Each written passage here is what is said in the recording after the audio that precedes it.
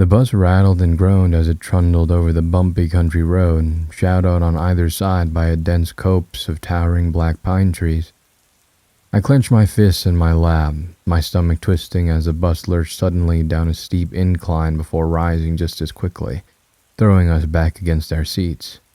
"Are we almost there?" My friend Micah whispered beside me, his cheeks pale and his eyes heavy-lidded as he flicked a glance toward the window. "I feel like I might be sick." I shrugged, gazing out at the dark forest around us.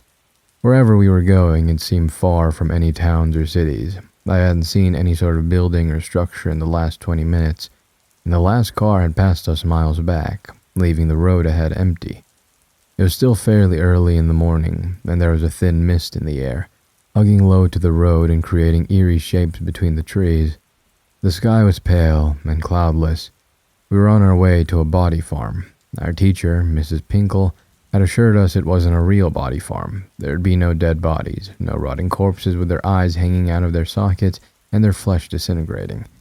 It was a research center where some scientists were supposedly developing a new synthetic flesh, and our 8th grade class would be honored to be invited to take an exclusive look at their progress. I didn't really understand it, but I still thought it was weird that they'd invite a bunch of kids to a place like this. Still, it beat a day of boring lessons. After a few more minutes of clinging desperately to our seats, the bus finally took a left turn, and the structure appeared through the trees ahead of us, surrounded by a tall chain-link fence. "We're almost at the farm," Mrs. Pinkle said from the front of the bus, a tremor of excitement in her voice as she turned in her seat to address us. "Remember what I said before we set off. Listen closely to our guide and don't touch anything unless you've been given permission. This is an exciting opportunity for us all, so be on your best behavior." There was a chorus of mumbled affirmatives from the children, a strange hush falling over the bus as the driver pulled up just outside the compound and cut the engine. "All right, everyone, make sure you haven't left anything behind. Off the bus in single file, please." With a clap of her hand, the bus door slid open and Mrs. Pinkle climbed off first. There was a flurry of activity as everyone gathered their things and followed her outside.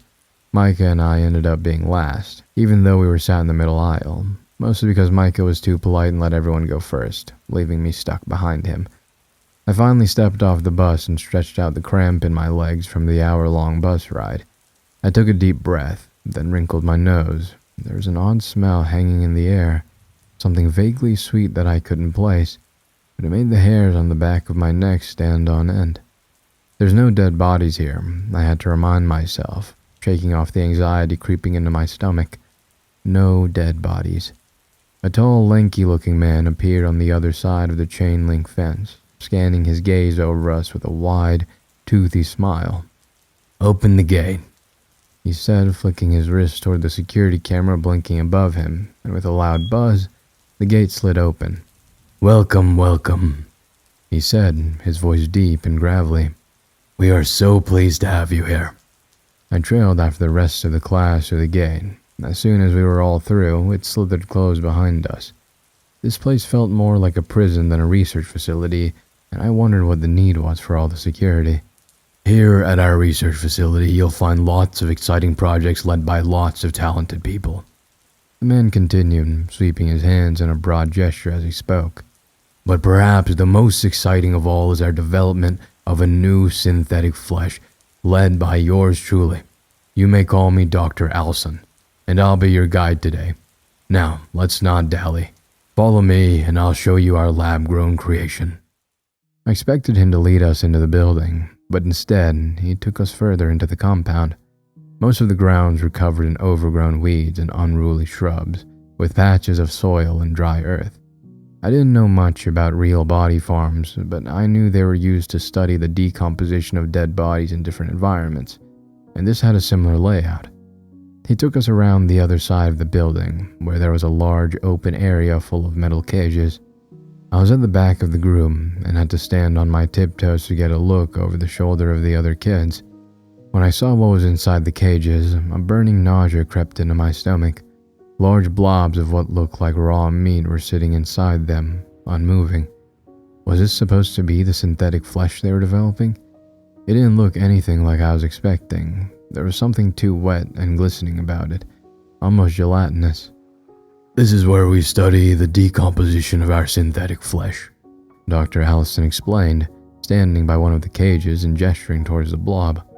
By keeping them outside, we can study how they react to external elements like weather and temperature, and see how these conditions affect its state of decomposition. I frowned as I stared around me at the caged blobs of flesh. None of them looked like they were decomposing in the slightest. There was no smell of rotten meat or decaying flesh.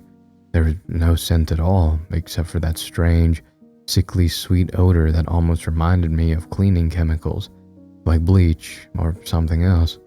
Feel free to come closer and take a look, Dr. Allison said. Just make sure you don't put your fingers inside the cages. He added, his expression indecipherable. I couldn't tell if he was joking or not. Some of the kids eagerly rushed forward to get a closer look at the fleshy blobs. I hung back, the nausea in my stomach starting to worsen. I wasn't sure if it was the red, sticky appearance of the synthetic flesh or the smell in the air, but it was making me feel a little dizzy too. Charlie, are you coming to have a look? Micah asked, glancing back over his shoulder when he realized I wasn't following. Yeah. I muttered, swallowing down the flutter of unease that had begun crawling up my throat. Not a dead body, just flesh, I reminded myself. I reluctantly trudged to Micah over to one of the metal cages and peered inside. Up close, I could see the strange, slimy texture of the red blob more clearly. Was this really artificial flesh? How exactly did it work? Why did it look so strange? Crazy, huh? Micah asked, staring wide-eyed at the blob, a look of intense fascination on his face. Yeah, I agreed half-heartedly. Crazy. Micah tugged excitedly on my arm. Well, let's go look at the others too. I turned to follow him, but something made me freeze. For barely half a second, out of the corner of my eye, I thought I saw the blob twitch. Just a faint movement like a tremor had coursed through it, but when I spun around to look at it, it had fallen still again. I squinted, studying it closely, but it didn't happen again. Had I simply imagined it? There was no other explanation. It was an inanimate blob. There was no way it could move. I shrugged it off and hurried after Micah to look at the other cages. Has everyone had a good look at them? Aren't they just fascinating? Dr. Allison said with another wide grin, once we had all reassembled in front of him. We now have a little activity for you to do while you're here. Everyone take one of these playing sticks. Make sure you all get one. I don't want anyone getting left out. I frowned, trying to get a glimpse of what he was holding. What on earth was a playing stick? When it was finally my turn to grab one, I frowned in confusion. It was more of a spear than a stick, a few centimeters longer than my forearm and made of shiny metal with one end tapered to a sharp point. It looked more like a weapon than a toy, and my confusion was growing by the minute. What kind of activity required us to use spears? Be careful with these, they're quite sharp. Dr. Alston warned us as we all stood holding our sticks. Don't use them on each other, someone might get seriously injured. So what do we do with them? One of the kids at the front asked, speaking with her hand raised. Dr. Alston's smile widened again, stretching across his face. I'm glad you asked. You use them to poke the synthetic flesh. The girl at the front cocked her head. Poke? That's right, just like this. Dr. Alston grabbed one of the spare play sticks and strode over to one of the cages. Still smiling, he stabbed the edge of the spear through the bars of the cage and straight into the blob. Fresh, bright blood squirted out of the flesh, spattering across the ground and the inside of the cage. My stomach twisted at the visceral sight. That's all there is to it. Now you try. Pick a blob and poke it to your heart's content. I exchanged a look with Micah, expecting the same level of confusion I was feeling, but instead, he was smiling, just like Dr. Olson. Everyone around me seemed excited, except for me. The other kids immediately dispersed, clustering around the cages with their playsticks held aloft. Micah joined them, leaving me behind. I watched in horror as they began attacking the artificial flesh, piercing and stabbing and prodding with the tips of their spears. Blood splashed everywhere, soaking through the grass and painting the inside of the metal cages, oozing from the dozens of wounds inflicted on them. The air was filled with gruesome wet pops as the sticks were unceremoniously ripped from the flesh, then stabbed back into it, joined by the playful and joyous laughter of the class. Were they really enjoying this? watching the blood go everywhere, specks of red splashing their faces and uniforms. Seeing such a grotesque spectacle was making me dizzy. All that blood, there was so much of it. Where was it all coming from? What was this doing to the blobs? This didn't feel right. None of this felt right. Why were they making us do this, and why did everyone seem to be enjoying it? Did nobody else find this strange? I turned away from the scene, nausea tearing through my stomach. The smell in the air had grown stronger, the harsh scent of chemicals, and now the rich, metallic tang of blood. It was enough to make my eyes water. I felt like I was going to be sick. I stumbled away from the group, my vision blurring through tears. I searched for somewhere to empty my stomach. I had to get away from it. A patch of tall glasses caught my eye. It was far enough away from the cages that I couldn't be able to smell the flesh and the blood anymore. I dropped the playing stick to the ground and clutched my stomach with a soft whimper. My mouth was starting to fill with saliva, bile creeping up my throat, burning like acid. My head was starting to spin too. I could barely keep my balance, like the ground was starting to tilt beneath me. Was I going to pass out? I opened my mouth to call out for help. Micah, Mrs. Pinkle, anyone, but no words came out. I staggered forward, dizzy and nauseous, until my knees buckled and I fell into the grass. I was unconscious before I hit the ground. I opened my eyes to pitch darkness.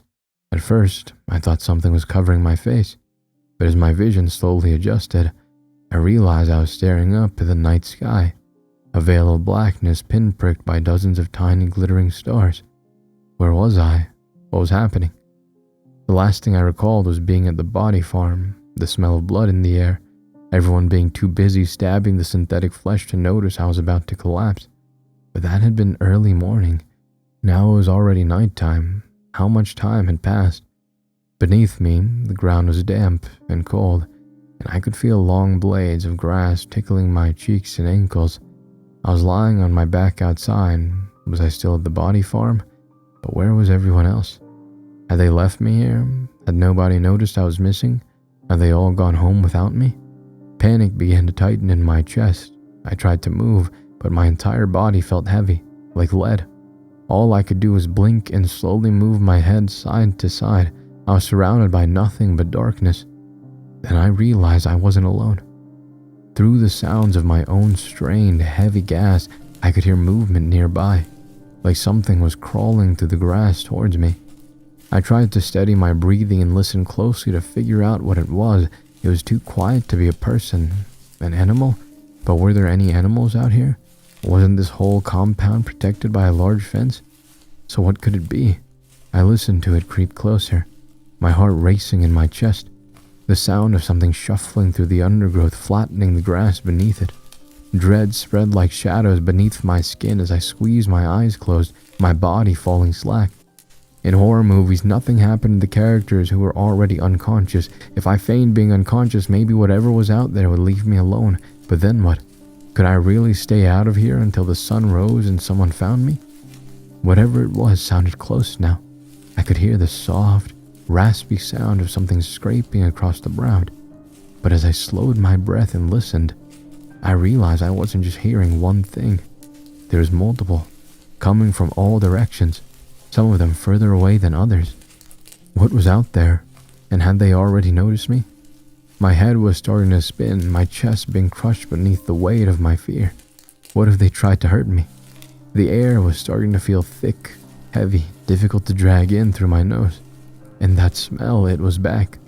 Chemicals and blood, completely overpowering my senses. My brain flickered back to the synthetic flesh in the cages. Had there been locks on the doors? But surely that was impossible. Blobs of flesh couldn't move. It had to be something else. I simply didn't know what. I realized, with a horrified breath, that it had gone quiet now. The shuffling sounds had stopped. The air felt heavy, dense. They were there. All around me, I could feel them. I was surrounded. I tried to stay still, silent, despite my racing heart and staggered breaths. What now? Should I try and run? But I could barely even move before, and I still didn't know what was out there. No, I had to stick to the plan. As long as I stayed still, as long as I didn't reveal that I was awake, they should leave me alone. Seconds passed, minutes. A soft wind blew the grasses around me, tickling the edges of my chin, but I could hear no further movement, no more rasping, scraping noises of something crawling around the ground. Maybe my plan was working. Maybe they had interest in things that didn't move. Maybe they would eventually leave when they realized I wasn't going to wake up. As long as I stayed right where I was, as long as I stayed still, stayed quiet, I should be safe. I must have drifted off again at some point because the next time I roused to consciousness, I could feel the sun on my face, warm and tingling as it danced over my skin. I tried to open my eyes but soon realized I couldn't. I couldn't even feel them. I couldn't sense where my eyes were in my head. I tried to reach up, to feel my face, but I couldn't do that either. Where were my hands? Why couldn't I move anything? What was happening? Straining to move some part of my body, I managed to topple over, the ground shifting beneath me. I bumped into something on my right, the sensation of something cold and hard spreading through the right side of my body. I tried to move again, swallowed up by the strange sensation of not being able to sense anything. It was less that I had no control over my body, and more that there was nothing to control. I hit the surface again, trying to feel my way around it with the parts of me that I could move. It was solid, and there was a small gap between it and the next surface, almost like bars, metal bars. A sudden realization dawned on me, and I went rigid with shock. My mind scrambled to understand. I was in a cage, just like the ones on the body farm. But if I was in a cage, did that mean? I thought about those lumps of flesh, those inanimate meaty blobs that had been stuck inside the cages, without a mouth or eyes, without hands or feet, unable to move, unable to speak. Was I now one of them? Nothing but a blob of glistening red flesh trapped in a cage, waiting to be poked until I bled? That is kind of horrifying, especially horrifying because I've never heard about something called a body farm. In all honesty, when I first read the title of this story, I thought a body farm is like, I don't know, a serial killer's den basically, just like an illegal farm of bodies. I haven't Googled it, so I'm not sure if there really are like scientific farms where they just take dead bodies and put them into different environments to see the decomposition of them. I mean, for investigative work, very important research, so I wouldn't doubt it, but that is kind of horrifying to imagine, and also fascinating to imagine how this blob wrote this story, so that's also pretty impressive. Good job, Blob. It was also really well written, so extra good job, Blob. So yeah, I hope you enjoyed this story, a little bit of a shorter one, because I did a slightly longer one the upload before, and I have a couple things to do today, and I have to edit a longer project that I have procrastinated on for many months that you will hopefully get soon. So anyways, thank you all for listening. I'll see you in the next Ego Volt Anima Vestra.